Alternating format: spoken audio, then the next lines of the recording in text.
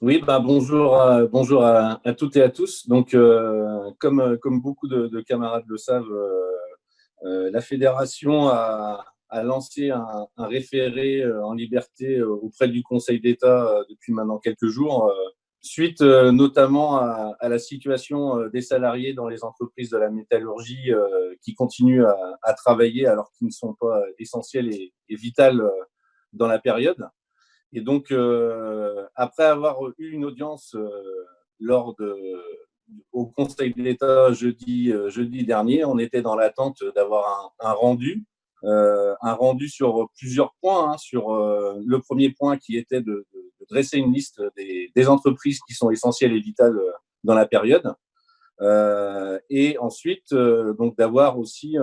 un positionnement du Conseil d'État par rapport aux moyens de protection que demandait la fédération, justement pour les salariés qui étaient dans l'obligation de continuer à travailler pour permettre d'éradiquer cette pandémie. Donc voilà le but et l'objectif de la saisine du Conseil d'État, c'était celle-là, parce que la fédération a fait et fait toujours le constat que la situation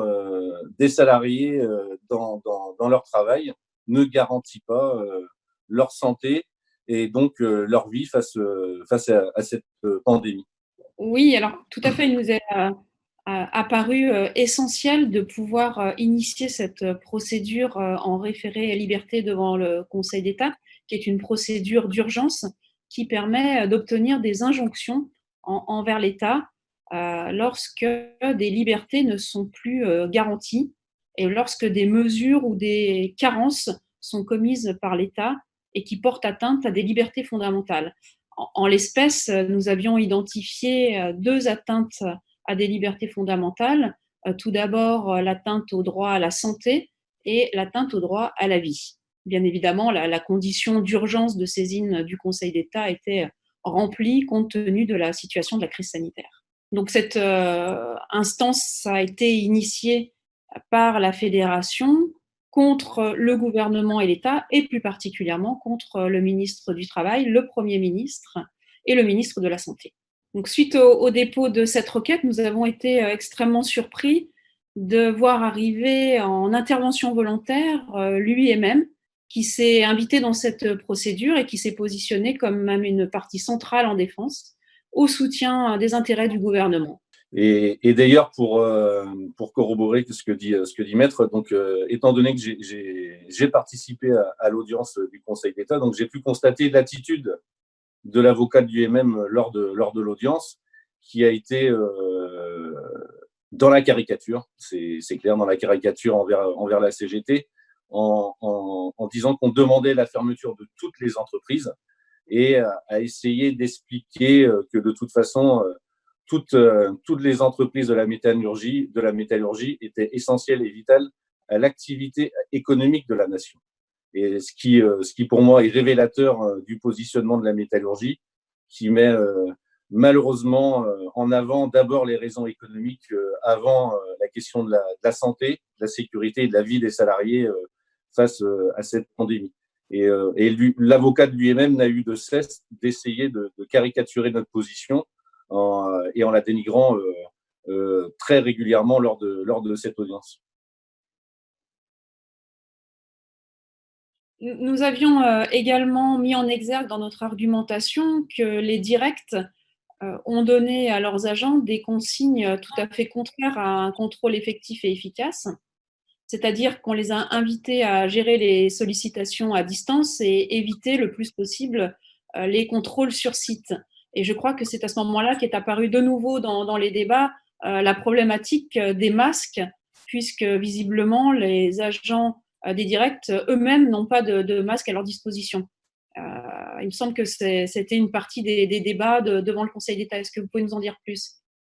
Lorsqu'on a abordé ce point lors de l'audience du Conseil d'État, notamment sur la question des masques, c'est le directeur de la Direction générale du travail qui a reconnu lui-même qu'ils avaient des difficultés à fournir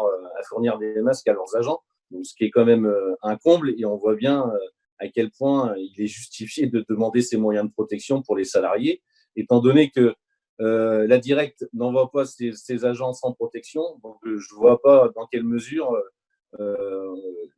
l'UMM pourrait être en droit de demander aux salariés de venir travailler sans protection et notamment des masques. Et je dirais que sur le terrain, on le constate dans de nombreux endroits, dans de nombreuses entreprises, où on a de très grandes difficultés à faire intervenir les directs ou la médecine du travail. Et ça donne tout le sens de se comporter au Conseil d'État, justement, pour amener un cadre qui s'impose à toutes les entreprises et pas de se retrouver dans un flou artistique où chaque employeur décide un peu, suivant son bon vouloir et les moyens qu'il a, comment appliquer les moyens de protection pour les salariés face à la pandémie. Tout à fait, parce qu'au-delà de cette circulaire sur les missions des agents des directs, il y a eu également une ordonnance pour les services de médecine au travail qui recentre leur activité sur la problématique du Covid-19, mais aussi qui sont censés leur donner des moyens complémentaires pour combattre le virus. Et notamment deux prérogatives tout de même importantes et protectrices des salariés, qui sont la possibilité de pouvoir prescrire un arrêt de travail à une personne infectée ou suspectée d'être infectée, et ou alors également une personne qui présente un état de santé fragile, et également la possibilité de faire réaliser des tests. Mais ces deux modalités, bien qu'elles soient prévues dans l'ordonnance, elles ne sont pas encore entrées en vigueur. Et là, je crois que le magistrat du Conseil d'État, le président, a sollicité des explications auprès du gouvernement sur ces deux points. Donc, lors de l'audience jeudi dernier, sur ce point-là, notamment sur la question de la médecine du travail avec l'ordonnance dont parle le maître, c'est le président de l'audience du Conseil d'État qui a souligné l'incohérence justement sur ce point-là, étant donné qu'il y avait une ordonnance, mais il n'y avait pas de décret. Et c'est lui qui a pointé précisément la question des tests, qui pour lui était vraiment très importante, d'où comment dirais-je, quand on voit le rendu qui a été fait, l'interrogation. Il avait d'ailleurs demandé, enfin exigé même de la DGT qu'il lui réponde sur ces points-là avant 18h jeudi soir. Et on a pu constater que la réponse de la Direction générale du travail n'est arrivée que vendredi midi avec une proposition de décret qui ne répondait pas à toutes ces questions-là et notamment à la question des tests. Tout à fait. Le projet de décret ne concerne que la prescription des arrêts de travail par les services par le médecin du travail, mais aucun élément et aucun texte sur les tests. Donc, par cette décision, malheureusement sans surprise, hein, bien sûr, dans la lignée des précédentes ordonnances, bien, le Conseil d'État juge satisfaisantes des mesures qui ne le sont pas à l'évidence. Mais les débats auront permis à l'État de faire valoir et de remettre en perspective le rôle de chacun des protagonistes en matière de droit du travail et de protection de la santé et de la sécurité des salariés. En première ligne, bien évidemment, l'employeur, sur laquelle pèse la responsabilité, cette obligation de sécurité qui pèse sur l'employeur, mais également l'intervention des inspecteurs du travail dans le cadre de cette protection comme interlocuteur des employeurs et des salariés, tout comme la médecine du travail qui peut être également sollicitée, mais aussi et surtout les élus qui peuvent intervenir aux côtés des salariés et dont le Conseil d'État a rappelé le rôle primordial et également la possibilité pour ces derniers de pouvoir se déplacer, même pendant cette période de confinement, afin de pouvoir remplir au mieux leur mission au sein des entreprises.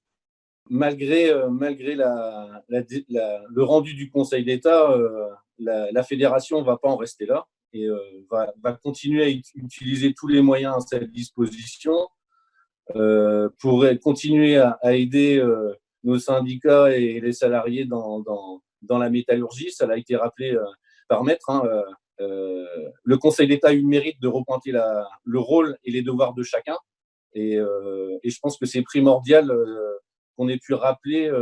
que les élus puissent être en capacité justement de vérifier, de constater ce qui est mis en place ou n'est pas mis en place, tout en interpellant l'inspection du travail ou la médecine du travail pour qu'ils puissent justement intervenir et répondre aux interrogations et aux interpellations des élus. Pour nous, ça, c'est vraiment quelque chose de primordial. Et c'est dans ce sens-là qu'on va continuer à informer et se battre avec les élus dans les entreprises pour faire respecter la priorité des priorités qui est la vie et la santé des salariés. Et maintenant,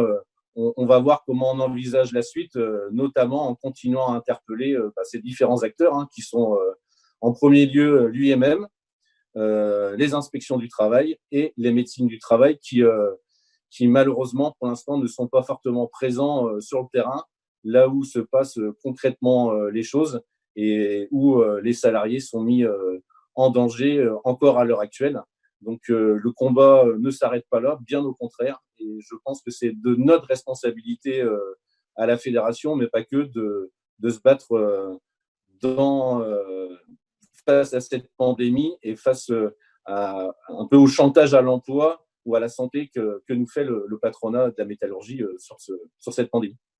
Oui, oui, tout à fait. Et en rappelant aussi aux salariés que le syndicat est à leur côté pour éventuellement initier des actions individuelles, puisque le Conseil d'État a rappelé que des actions étaient possibles devant le juge judiciaire, même en référé, dans l'hypothèse où l'employeur ne respecterait pas ses obligations en matière de santé et de sécurité. Tout à fait. Donc je le redis, la fédération s'interdit aucun moyen pour continuer à intervenir et à pousser dans le sens et l'intérêt des salariés dans la période.